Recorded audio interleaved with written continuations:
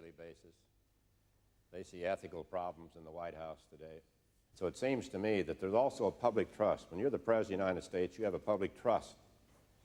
And you have to keep that public trust, as George Washington did and as Abraham Lincoln did. And I think now that trust is being violated. And it seems to me we ought to face up to it, and the President ought to say tonight that he's not going to pardon anybody that he was involved in business with who might implicate him later on. How do you feel you can respond to the young voices of America today and tomorrow? I can only tell you that I don't think Senator Dole is too old to be president. It's the, the age of his ideas that I question.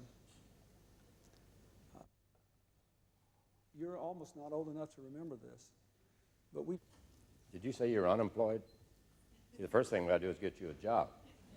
And that's the economic package again. Create jobs and opportunities. Reduce the capital gains rate. Reduce regulatory reform.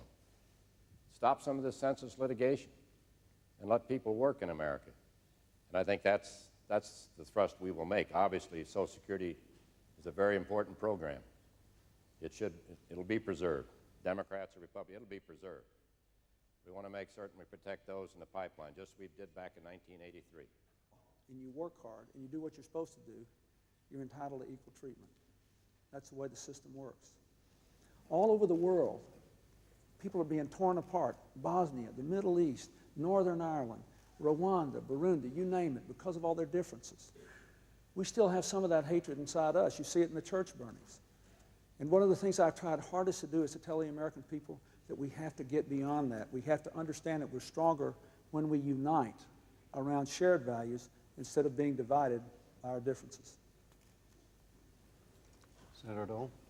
Well, and when it comes to public ethics, he has a responsibility. When you have 30-some in your administration who either left or being investigated or in jail or whatever, then you've got an ethical problem. It's public ethics. Not talking about private, we're talking about public ethics. When you have 900 files gathered up by some guy who was a bouncer in a bar and hired a security officer to collect files in Watergate, I know a person who went to jail for looking at one file, one FBI file. There are 900 sequestered in the White House. 900 people like you. Why should they be rifling through your files? So the President has a great responsibility. So we want to end discrimination. I think that answers itself.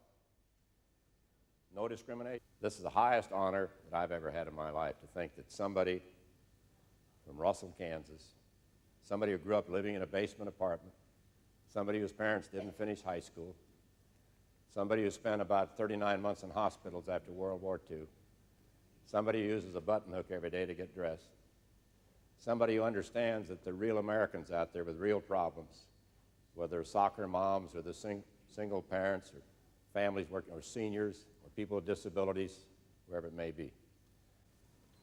Thank you, Senator. Thank you, Mr. President. This concludes, this is the last of the three 1996 presidential and vice presidential debates.